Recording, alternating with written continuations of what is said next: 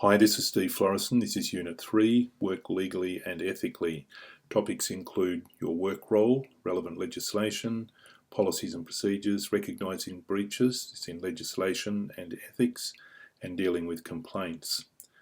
There are 3 assessment tasks. There's a set of written questions, there's some scenarios that deal particularly with unethical behaviour, and there's a case study that involves reviewing 2 policies and procedures. Every employee should know their organisation's mission statement, their goals.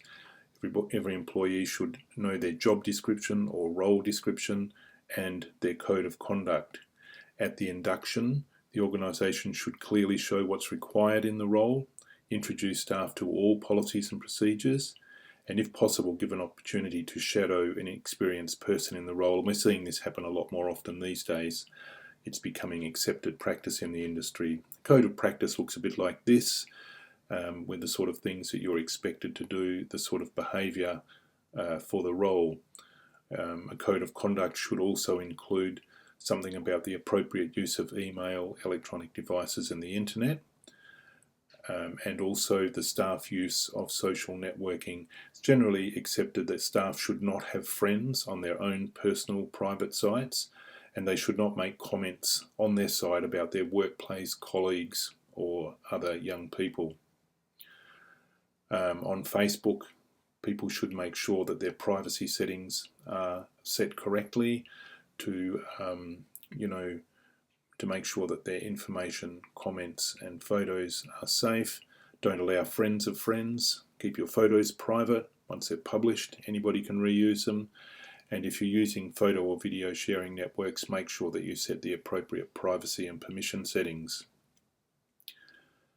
Okay, let's have a look at relevant legislation that's relevant to your role. Prior to Federation in 1901, Australia had what could be considered 6 small countries, and these all came together and became states of one country. And so we had this federal system of government, and they distributed powers between the federal government and the states. Some of these are exclusive powers, giving the federal government the exclusive power to make laws on such matters as trade, commerce, taxation, defence, external affairs and immigration, citizenship. And then there are parallel powers where both tiers of government can enact laws, and typically they are things like health. States and territories have independent legislative power in matters not specifically assigned to the federal government, and if there's any inconsistency, then federal laws apply. There are 3 levels of government, not just Commonwealth and state or territory levels, but there's also local government, and these are also called shires or shire councils. They handle community needs like waste collection, public recreation, town planning, all of that sort of thing. And the state or territory where the shire is located, they define the powers and the geographical area of that shire. So let's have a look at legislation that applies to your role particularly. And this is fairly hard to wrap your head around because there is so much legislation that applies to our role. And so the best way that we can do that is look at it in terms of these 5 categories: employment, care and protection of students, student information and records, the physical environment and others in the community. When we look at employment, the main act is the Fair Work Act 2009, but there are also other acts such as gender equality, superannuation, etc. Sometimes acts that relate to bullying, violence, workplace harassment can also be criminal activity, and just depending on what it is, the employee's age, their sex, pregnancy, race, all of those sort of things. And these are human right type acts, and they also are a part of our employment. Each state has got a Work Safe Act about working safely, or occupational health and safety in that particular state, and there is also a national act that covers that as well. So that's employment. So let's have a look at the care and protection of students. Every state has got an act that relates to children and young people, and you can see them down there, all those acts. and they're very important, and they relate to how students are cared for, how young people are cared for, and how young people are protected. Then we have student information and copyright. There is the Australian Privacy Act here.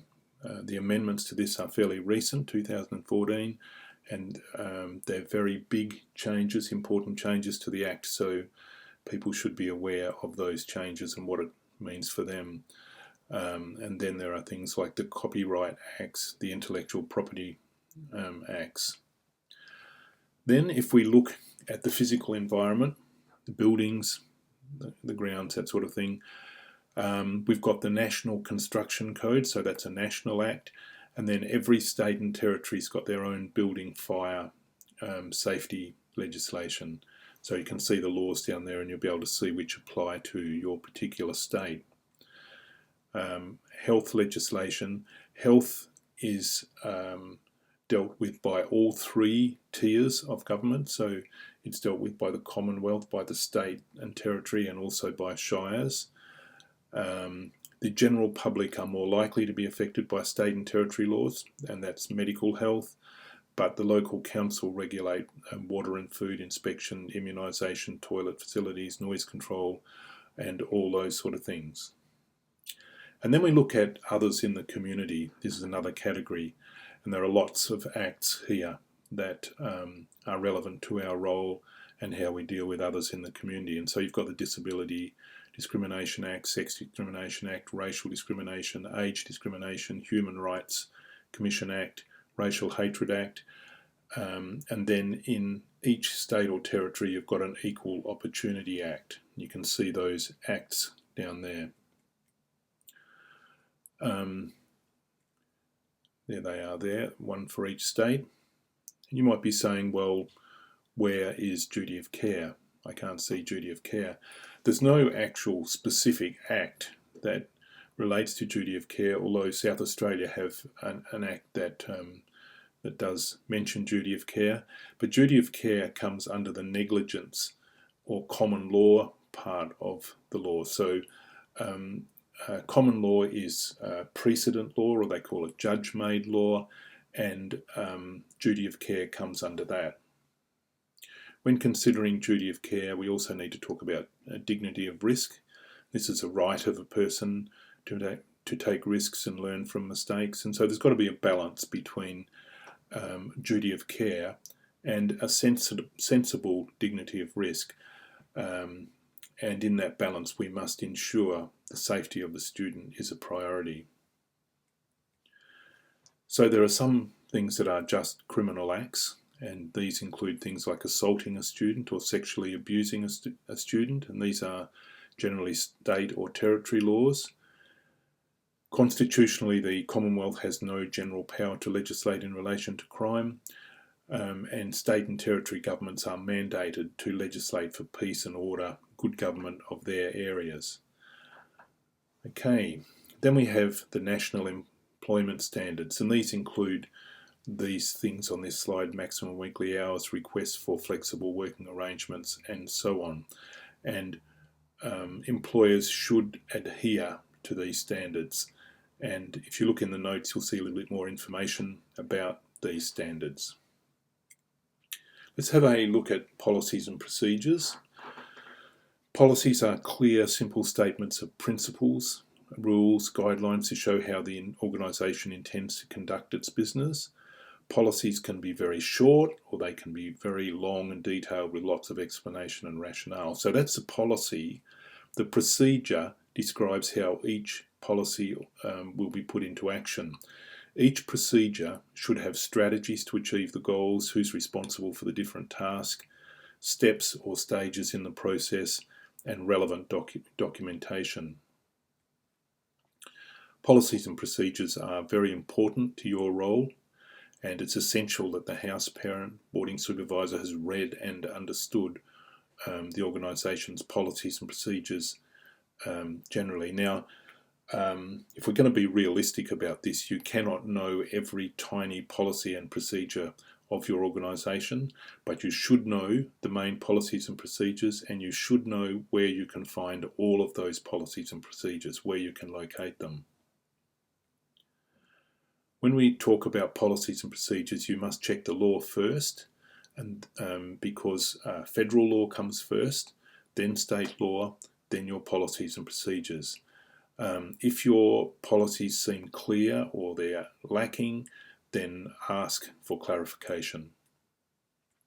Assessment 3.3 requires that you identify 2 existing policies or procedures. So these are actual documents in your residence that you feel could benefit from being reviewed or modified. Make notes on the documents and attach the policies and procedures, and then write a draft of an email that you would typically circulate to colleagues explaining the suggested changes in policies and procedures. And what we've found when people do this assessment, they very often do follow through and ask their organisation if they would like to amend these policies or procedures as a result of this assessment. So it's quite a useful assessment. This next section is about recognising breaches of legislation and ethics. What do you do about it? What do you do if you recognise a breach of legislation amongst the organisation, other residential staff, students or other people generally? So you need to have a very clear process for coming to a conclusion about breaches, steps for recognising a breach, coming to a decision about the correct course of action, and then the relevant reporting and recording. Some of these areas are very grey areas, and in the scenarios assessment you'll see some areas there that are quite grey. They're not cut and dried, and so you need to know what to do. You need to have your own personal ethical decision-making process, and this is what we recommend. Number 1, you should recognise a potential issue or problem. So you could see something and just your antenna is raised and you think that's not correct, that shouldn't be happening. And then the second part of this is just to find relevant information or to gather evidence. So you might see something happening and you might think, is that against the policies and procedures? So research the policies and procedures or the law to find out. Consult with peers and managers, and then evaluate all the options and consider the best course of action based on the information found, and then you need to come to a decision. And if you decided to take some action, make sure that it's consistent with residents' policies and procedures and legislation. Reflect on your decision, but if you are making a decision and you've gone through your process, then stick with it. Don't vacillate between one decision and another decision. You need to reflect on it. If it's right, then stay with it.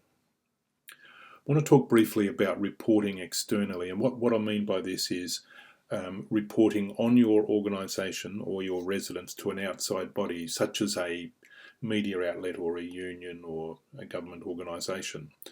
And what we're saying is that you should exercise great care before you report student incidents or ethical issues to bodies outside the organisation, because it can often make the problem a lot larger. It may damage staff members and students, and you could burn your bridges, could make it difficult to get back into the industry in the future. You should work through the organisation unless a situation involves real immediate harm to a student, then provide the organisation with an opportunity to hear your concerns and rectify the situation. It's always best to work upwards through the chain of command. Don't threaten the organisation. Organisations don't respond well to threats, and we know of many situations where a person has gone to an organisation and said, well, if you don't fix this, I'm going to leave. And they just say, well, leave then, because they don't like being threatened, even though they might value the person and want the person to stay. Present your views calmly and professionally. Ensure that your goal is to care for the students, improve the situation for the students, improve the boarding situations. Very often, these issues aren't about the students, aren't about the level of care. They're more often about pay and conditions. There are some things you have to report, of course, and they are issues like mandatory reporting issues. If the organisation will not change its practice and you're aware that real harm will result for the students, then discuss it with an appropriate person and only then report. So we've all got these wise people that we can go to, take advice and hear what they have to say about it. Another option, of course, is just to resign. If you're not going to report and you cannot live with the practice, then maybe you should consider resigning. And this is better than being constantly unhappy at work. And to resign well, to go to the organisation and say thank you for the opportunity to work here, and to leave the door open in case you want to return in the future. All organisations have or should have a staff grievance policy. This sort of thing would be in your letter of appointment or your contract, and it's important to follow those processes correctly and professionally.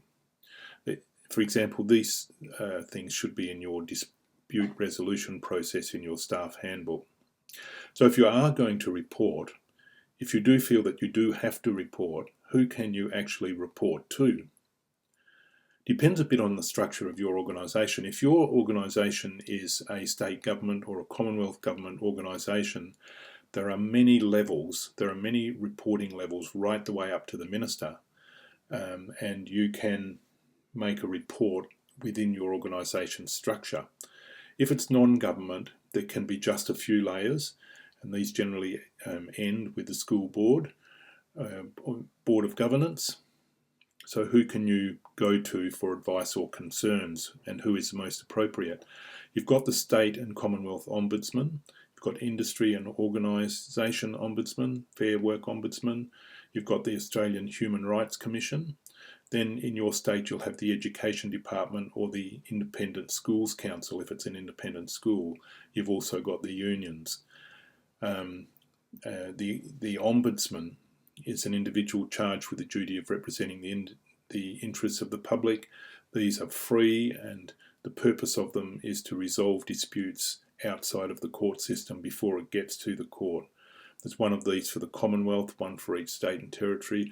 When we say Ombudsman, it's an office usually rather than a specific person. There's quite a few people that work in these offices. The Australian Human Rights Commission investigates complaints about discrimination because of race, sex or disability. Fair Work Ombudsman is a central point of contact for free advice and information about the Australian National Workplace Relations System. And they also investigate complaints and enforce complaints. So that's about reporting. We hope that you won't have to do that ever, but it may possibly come up. I want to talk just briefly about conflict of interest. It's not wrong to have a conflict of interest, and sometimes it's quite common. And here's a couple of examples. So a supervisor might be related to a student, and a decision is made about him being a captain or receiving an award. The head of boarding employs family members as supervisors, and that same head of boarding is responsible for their pay and conditions and performance. The head of boarding might have a financial interest in a local mechanical workshop, and he uses that workshop to service all residents' vehicles. Well, are these things wrong? No, they're not necessarily wrong. Good practice when we're talking about conflict of interest is this. Number one is to declare your conflict of interest. Make sure people know. If you're related to a student, make sure people know that you're related to the student. Let people know what you're doing. Keep your actions transparent. And if you can, try and distance yourself from decisions. So don't make any of the decisions in the situation. Ask an impartial person to make the decision instead. So for example, in that situation, if you're related to the student, you might be asking another person to make those decisions. So it's transparently obvious to everybody that, okay, there is a conflict of interest here. I'm letting everybody know, and I'm trying to distance myself from the actual decisions. I want to talk about managing complaints. It's important that we do this well. Our initial response when we get a complaint, and sometimes these complaints can be parents or people who are very angry. They might ring in, or they might present at the residence, and they might be quite angry. The first and important thing is to acknowledge empathy, acknowledge their complaint with empathy. Just to say to them, okay, I can see that you're angry about this, or that you're upset with it. Just to acknowledge their complaint and to do that with empathy. Don't accept or deny blame initially. You shouldn't do that until you know the full circumstances. You need to pass this complaint on to the correct person to deal with it. Very often that'll be the head of boarding, but it may be somebody else. Don't respond to anger inappropriately, so don't respond by being angry or defensive yourself. I know it's very easy to be defensive when people are angry and criticising us or criticising our residents or our colleagues, but don't be defensive, don't be angry, just respond professionally and just ensure confidentiality. When we are dealing with parent complaints, there's 4 paths to this. This is explaining the process to the parent, investigating the complaint, feeding back to parents, and then recording it in a complaints log. So when we are fielding a complaint from a parent, the parent should know who will deal with the complaint, how to make the complaint, when the complaint will be resolved, and how to get progress on the complaint. So, for example, I used to say to parents, look, here is my mobile phone number. If you want information, just ring me up. And what I was saying to that parent, in effect, was, look, I don't give my mobile phone number to everybody. I think this is really important, and so I'm giving it to you. And it reassures the parent that we are taking this seriously. The parent also should know what they can do if they are not satisfied with the outcome. Where can they go if they're not satisfied? When we investigate, the staff member involved should be kept informed and supported at all times. We need to identify any witnesses who witnessed this event, to hear both sides, and to make sure that we support the person during this whole process. Sometimes the person will want to have another person with them, and that can be a good idea. So in the feedback to parents, if they're not satisfied with the outcome, they should have some avenue for further action, and this process should be described in the complaints procedure. And we should see complaints as an opportunity to improve our practice. So rather than just being defensive or annoyed about a complaint, we should see it as a way where we can improve our practice and where the residents can actually be better. And if dealt with well, a complaint can actually be very positive. And I've found that a parent might ring me up and they may be very, very angry, but if I deal with it well, that person in the future can be a great supporter of the organisation and of your practice. It's very important to have a complaints log. Every resident should keep a log of complaints, and it's more professional to use proper complaint forms rather than just scraps of paper. And you'd keep a complaint or a record of a complaint in a student file as well. So why is it important? It's important because in the future we feel that schools and boarding residences may well be assessed for standards, and this is one of the things that anybody assessing for standards or auditing a residence will look for. They will look for your complaints that were made, how you handled the complaints, and the way that they were recorded and logged. The other thing, of course, is that a complaint can eventually become a legal issue, and therefore the documents can become legal documents. So it's important that they are logged properly. So I want to talk about one more thing before we finish, and that is about informed consent. And this used to relate primarily to medical treatment, So informed consent is consenting to the medical treatment or consenting to something only after being warned and advised completely about this issue. So if it's a medical treatment, then the person gives consent only after having been informed about all the possible issues related to the procedure. So this is informed consent. You need to know what it is about. All competent adults can consent to or refuse medical treatment, and informed consent is used more generally now, where a person gives consent to something, but they only do it after being fully informed. So I want to talk too about substitute guardians, and this relates to young people where you may be a substitute guardian, a legal substitute guardian for a young person, or it maybe it's used as well for elderly people where somebody is not able to look after themselves anymore, and so you're their substitute guardian. There's two tests for decisions that are made for substitute guardian. The first is the best interest test, and that is what is in the best interest of this person. And the second is the substituted judgment test.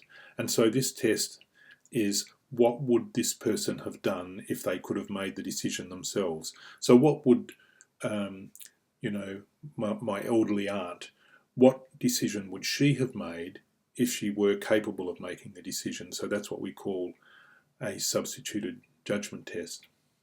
And that's the end of this unit. Thank you very much.